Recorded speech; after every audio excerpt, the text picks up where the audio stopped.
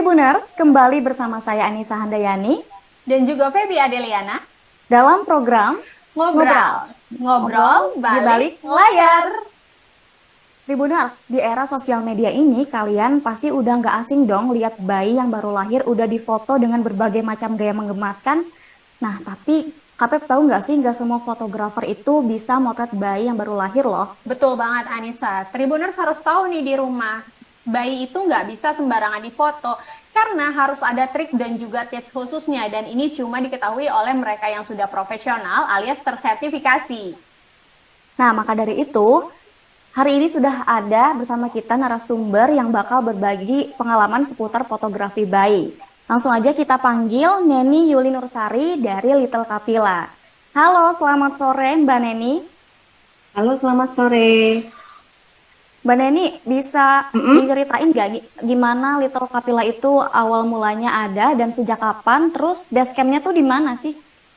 Oke, saya mulai. Jadi sebenarnya perkenalkan dulu, saya Neni Yuli Nursari. Saya pemilik akun Little Kapila, newborn photographer. Basic saya di Jogja dan Jateng sekitarnya. Awal mulanya sebenarnya itu saya suka foto. Biasanya karena saya punya komunitas foto khususnya Fujifilm. Di situ kan banyak banget apa namanya genre foto yang biasanya saya dari awal itu ke model, makanan, kemudian apa namanya landscape dan lain-lain. Terus ada satu momen di mana anaknya temen itu baru melahirkan dan saya tertarik untuk mencoba mengabadikan momen tersebut gitu kan.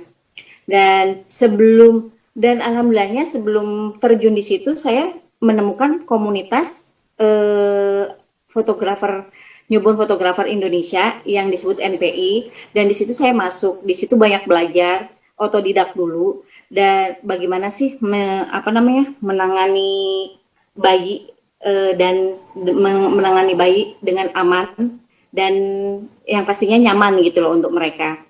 Saya terjun itu sekitar tahun 2019, yang mana waktu itu sebenarnya belum begitu banyak newborn fotografer di Indonesia. Sebenarnya semua orang bisa ya untuk foto gitu kan, tapi untuk memposekan bayi mungil itu kan juga tidak sembarangan orang bisa gitu. Jadi di situ saya mulai belajar untuk caranya, gimana sih memposekan bayi, gimana sih umur usia berapa sih yang seharusnya ideal untuk difoto seperti itu gitu. Nah, biasanya foto newborn photographer itu menerima bayi di usia 0, di usia 1 sampai kurang lebih 15 minggu itu idealnya. Karena bayi itu apa namanya? Karena masih banyak deep sleep-nya dan badannya itu masih lentur untuk diposekan, tapi dengan pose yang aman pastinya. Apa namanya? Untuk memposekan itu pun juga ada tekniknya khusus. Tidak sembarangan orang bisa melakukan hal seperti itu. Jadi di mana keamanan kita harus utamakan, kenyamanan si bayi kita harus utamakan, dan kebersihan si bayi pun juga harus kita utamakan. Tidak sembarangan material yang kita pakai, tidak sembarangan apa namanya alat yang kita pakai, dan semuanya harus higienis. Makanya di mana harga newborn photographer itu agak sedikit pricey di antara genre-genre yang lain, karena yang kita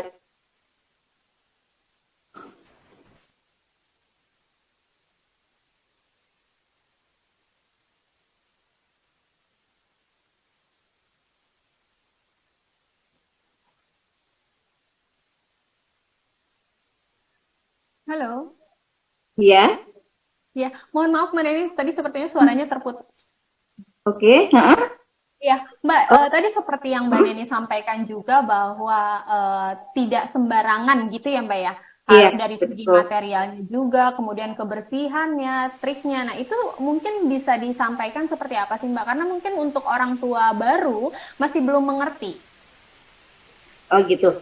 Jadi gini, kalau misalkan kita menangani bayi itu kan memang ada triknya tersendiri.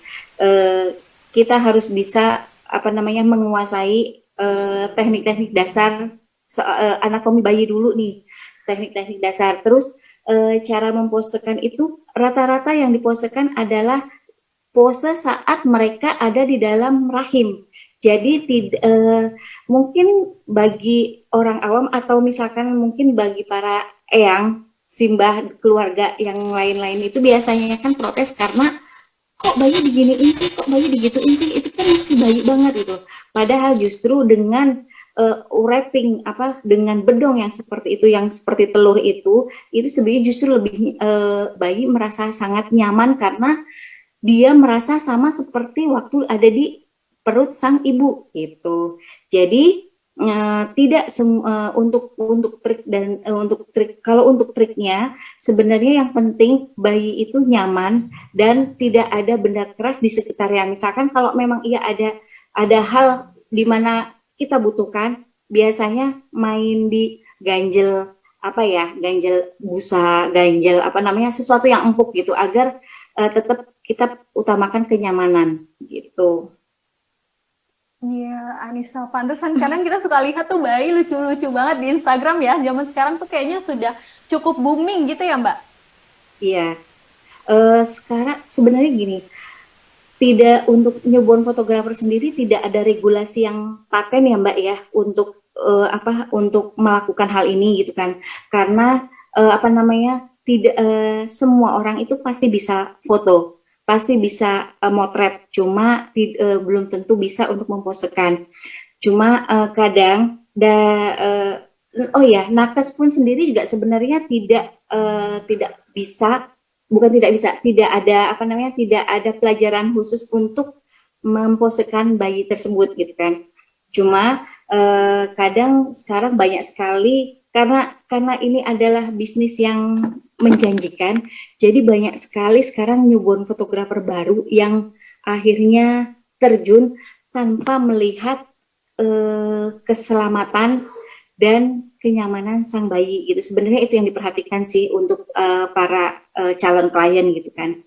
Untuk jumlah apa namanya, sebenarnya sertifikat sendiri itu pun juga untuk saat ini tidak menjadikan apa namanya patokan ya Mbak ya, menjadi patokan bahwasanya sang fotografer itu bisa apa namanya menangani bayi gitu.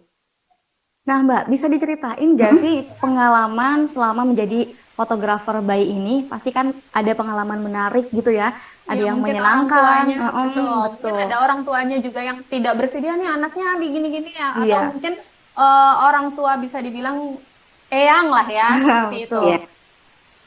nah, eh, ini nih yang menarik. Sebenarnya banyak sekali pengalaman yang terutama memang yang bermasalah, ada yang bukan yang bermasalah, yang sulit menerima itu para eyangnya. Makanya banyak newborn fotografer di awal itu biasanya menekankan harus ada persetujuan dari pihak keluarga, dari pihak orang rumah, karena ini akan menyangkut apa namanya apa namanya kenyamanan saat selama pemotretan. Karena keluarga yang tidak salah satu anggota keluarga yang tidak yakin dengan pemotretan biasanya akan nempel ke si bayi dan akan nempel ke kita semuanya, dan akhirnya semuanya akan berantakan dengan kondisi si bayi itu nangis, rewel, cranky, nggak mau tidur. Itu yang jadi permasalahan. Makanya di awal biasanya sudah ada persetujuan sudah ada persetujuan antara si ibu bayi dengan sang fotografer. Bahwasanya sudah ada apa namanya, eyangnya harus bisa menerima, pihak keluarga yang lain pun juga bisa menerima gitu. Kalau misalkan pengalaman saya sih mungkin hampir semua kali ya. Kalau merasakan hampir diusir pernah, bayinya nangis, cranky seharian sampai akhirnya di reschedule pernah. Kemudian cancel gara-gara eyangnya tidak setuju itu juga sering gitu. Jadi Wah, biasanya harus makanya, ada ya, makanya penting juga ya kesepakatan untuk kedua belah orang pihak. tuanya tahu setuju dulu nih, membuat persetujuan sebelum akhirnya Betul, memutuskan untuk memfoto bayi, begitu ya, Mbak? ya betul. Dan memberikan pengertian bahwasanya foto yang kita postekan itu standar aman, nyaman, dan safety. Pokoknya yang penting itu kita kan safety first gitu kan. Jadi itu yang kita utamakan. Kita nggak akan pernah membuat pose bayi itu neko-neko itu tidak akan pernah gitu kan, karena itu pun juga berdampak negatif dong Mbak ke depannya gitu kan. Jadi biasanya ditekankan dari pihak fotografer ke klien itu seperti itu, minta persetujuan, kemudian pose yang kita lakukan adalah pose yang aman, nyaman untuk si bayi, karena untuk durasi pun juga sebenarnya tidak dibatasi ya Mbak, karena sang model adalah si bayi tersebut. Jadi kalau si bayi itu cranky, gimana caranya kita untuk menenangkan, terus setelah tenang baru kita lakukan pemotretan. Jadi tidak bisa diburu-buru seperti genre yang lainnya gitu. Nah, ini yang menarik sih Mbak Heni, karena kan tantangannya juga berkali-kali lipat ketimbang kita Mm-mm. memfoto mungkin orang dewasa ya. Di sisi Iya lain kita harus betul, menghadapi mood bayi yang berubah-ubah, tiba-tiba nangis, betul. tiba-tiba minta nenen ke orang tuanya atau seperti itu. Nah, biasanya Mbak Heni menghadapinya seperti apa? Gini, jadi ada beberapa hal yang biasanya kita berikan syarat. Salah satunya adalah ASI yang ada di botol. Baik ASI maupun susu formula ya Mbak ya. Kita biasanya tanyakan dulu ke pihak klien, si bayi itu mengkonsumsi susu ASI atau susu formula, dan kami biasanya menyarankan untuk menyediakan itu di botol. Biasanya bagi para ibu-ibu baru itu kan khawatir, takut bingung puting gitu kan biasanya. Untuk bingung puting karena Mbak kalau misalkan nggak nenen langsung itu nanti anaknya bingung puting gitu kan. Sebenarnya nggak perlu khawatir, bingung puting itu kan kalau sering kita lakukan dalam berkali-kali dan berhari-hari. Sedangkan ini kita lakukan hanya pada saat sesi pemotretan.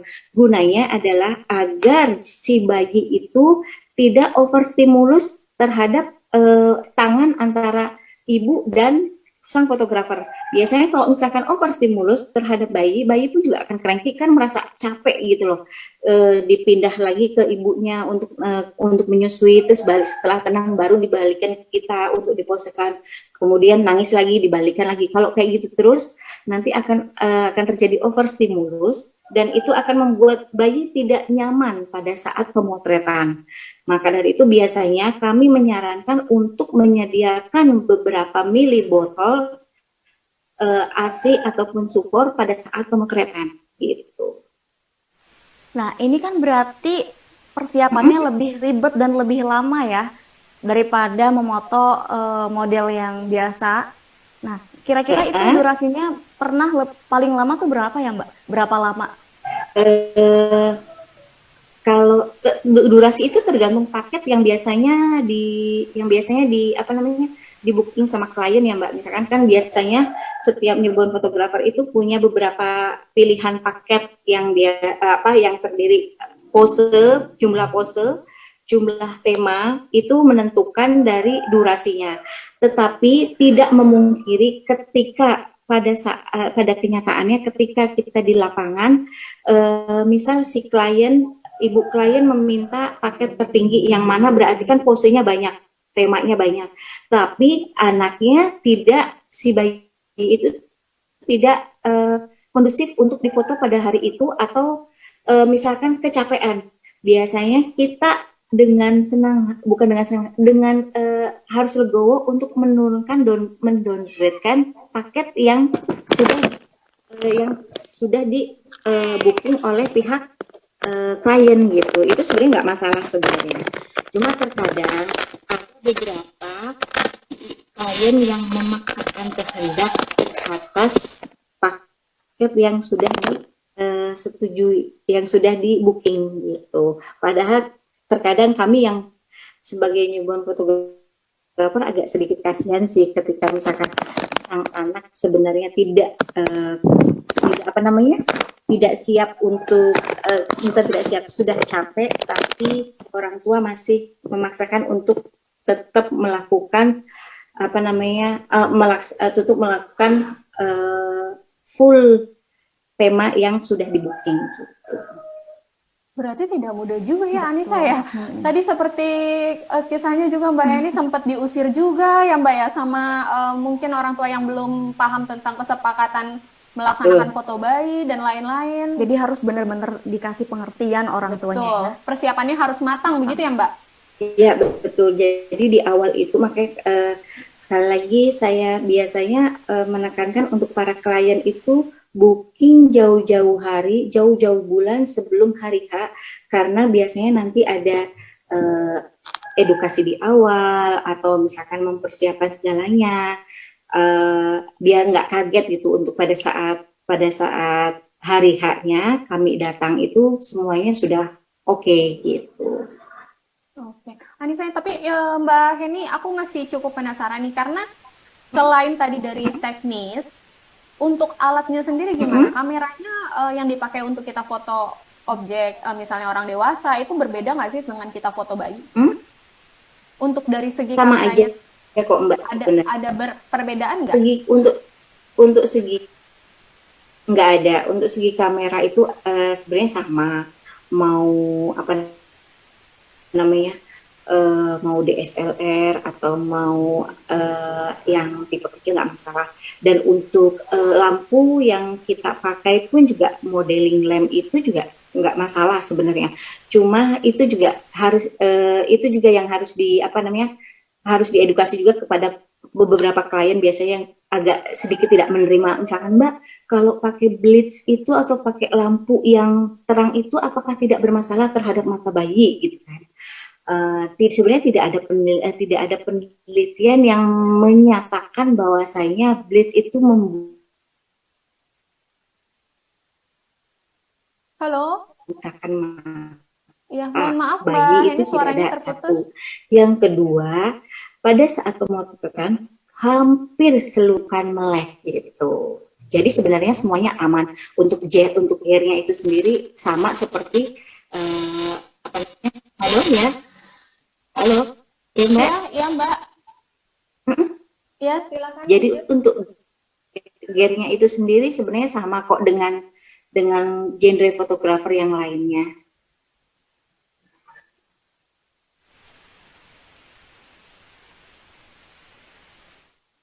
Mbak Heni. Halo Mbak. Ya ya, Ah, iya ya. Mbak tadi Anissa tadi dengar juga ya bahwa ada kriterianya, Nah, tidak sembarangan bayi juga bisa difoto. Artinya tadi kalau nggak salah Mbak Heni bilang dari dari usia usia 15 15 hari ya hari. Mbak ya.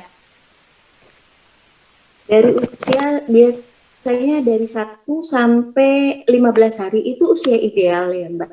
Ya, usia ideal. Jadi usia ideal sebenarnya gini, untuk foto itu dari umur berapapun itu bisa difoto. Cuma kalau untuk menghasilkan pose-pose yang lucu, pose-pose saat mereka ada di rahim yang bentuknya itu bulat,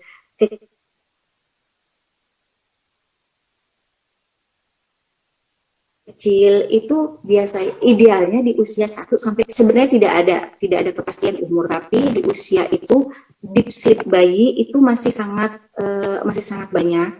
Kemudian kondisi badan masih lentur dan apa namanya, dan enak dan tidak terlalu besar untuk diposekan gitu. Kalau lebih dari 15 hari dikhawatirkan durasi akan semakin lama karena bayi akan pertumbuh kembang bayi kan juga semakin untuk tulangnya semakin kuat. Kemudian deep sleep-nya berkurang. Jadi membuat dia tidak begitu nyaman pada saat sesi pemotretan gitu. Wah, menarik Nah, banget ya Anissa. Mbak, selain memastikan untuk keamanan dan kenyamanan bayi, Mbak sering ada komplainan untuk tema yang terlalu ribet gitu nggak sih? Kayak propertinya, tema konsep fotonya gitu. Alhamdulillah sampai sekarang enggak. Alhamdulillah sampai sekarang nggak ada ya Mbak, karena biasanya untuk tema, properti dan lain-lain di awal itu sudah didiskusikan. Pihak klien memintanya seperti apa, terus requestnya seperti apa, keinginannya seperti apa, itu klien sudah menentukan di awal. Jadi kita datang itu dengan kondisi dengan membawa peralatan yang diinginkan oleh si klien tersebut gitu. Nah ini kira-kira Mbak, kita boleh tahu nggak sih, mungkin Ibu Nas di rumah juga penasaran Pasti. harganya kalau untuk fotografi bayi itu kira-kira kisaran berapa Mbak? Kalau masalah kisaran, saya kurang tahu ya Mbak. Dalam arti gini, setiap apa namanya, setiap fotografer itu punya dapur masing-masing. Jadi kami tidak bisa membukakan ini secara gamblang terhadap pihak, dan setiap daerah biasanya pun juga berbeda. Kadang kan bagi pihak kalau di Jogja misalkan harga segini terlalu mahal, tapi ternyata di Jakarta jauh lebih mahal gitu kan. Jadi sebenarnya kadang tergantung dapur, tergantung si fotografer itu memberikan value-nya dia terhadap dirinya sendiri, itu juga mempengaruhi gitu. Oh tidak bisa dipukul rata begitu ya? Jadi setiap fotografer tuh Iya punya betul, range tidak harganya bisa. masing-masing. Betul, Anissa. Dan biasanya pun sebelum kita mulai foto itu dari segi konsep, tema, orang tua sudah diberikan pilihan ya Mbak, berarti ya? Sudah semua. Jadi Mbak apa Heni namanya, mungkin boleh apa yang di-share nggak sih apa Mbak yang tips mereka mungkin terima untuk orang tua baru nih yang mau Melakukan melakukan sesi foto foto. bayi, kemudian mereka memilih fotografer yang seperti apa sih? Mungkin ada tipsnya persiapan yang dilakukan sebelum memulai fotografi bayi itu. Oke, beberapa tips dan saran dari saya selaku apa namanya fotografer bayi, bagi para calon ibu yang menginginkan mengabadikan momen si kecil, yang pasti satu, tahu latar belakang fotografer kan bisa dilihat dari hasilnya. Yang kedua, suka dengan apa namanya, dengan selera. Jadi selera kadang kan kita nggak suka nih, misalkan saya nggak suka dengan seleranya si A, saya sukanya seleranya si B gitu kan. Dan yang untuk saat ini apa ya namanya, yang pasti mencari tahu dulu fotografer itu reputasinya seperti apa gitu, karena yang akan ditangani adalah, yang akan difoto adalah anak kita gitu kan, istilahnya buah hati kita, harta kita. Kita nggak mau dong memberikan anak kita ke sembarangan fotografer yang kok kita nggak tahu ya fotografernya seperti apa, kita nggak ngerti ya. Jadi murah itu bukan jadi patokan bahwasanya bakalan wah ini murah nih gitu kan, enggak juga. Jadi yang penting sesuai selera, sama sesuai selera hasil ya Mbak ya, yang biasanya di Instagram ada, sama yang kedua tahu fotografernya itu seperti apa gitu latar belakangnya. Kalau sertifikat saya rasa itu tidak bisa dijadikan patokan untuk saat ini ya, karena sudah banyak sekali sertifikat yang dijual amat sangat murah, dalam arti kita tidak tahu kredibilitas sang fotografer itu seperti apa gitu. Jangan lupa scrolling Instagram dan sosial media dari fotografer itu yang penting ya Mbak ya. Betul. Betul. Jadi sertifikat itu nggak menjamin tidak ya, kita Kak? tahu gitu kan, sama biasanya dari mulut ke mulut nggak, itu bisa jadi pilihan sih Mbak. Yang pasti selera fotografer itu yang penting. Karena kan zaman sekarang karena lagi boomingnya nih fotografer. Jadi kan banyak sekali fotografer genre lain terjun ke newborn fotografer gitu, karena melihat peluang yang ada.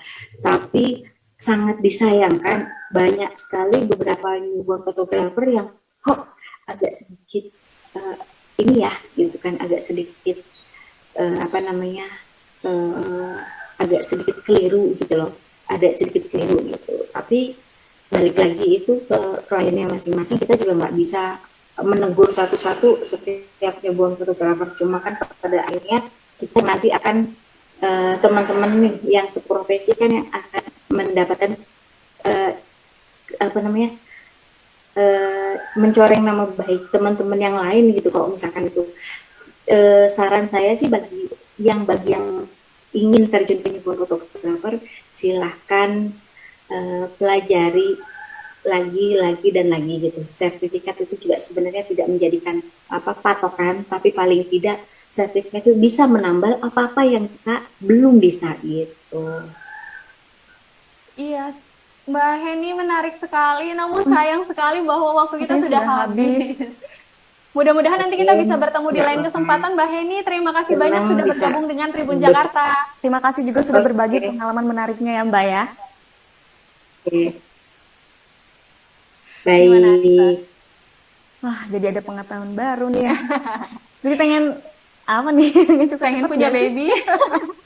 Baiklah Tribuners, sudahi dulu sesi diskusi kita kali ini karena nanti kita akan ketemu lagi di episode selanjutnya. Selanjutnya. Jangan lupa saksikan terus Ngobrol Tribun Jakarta alias Ngobrol di balik layar.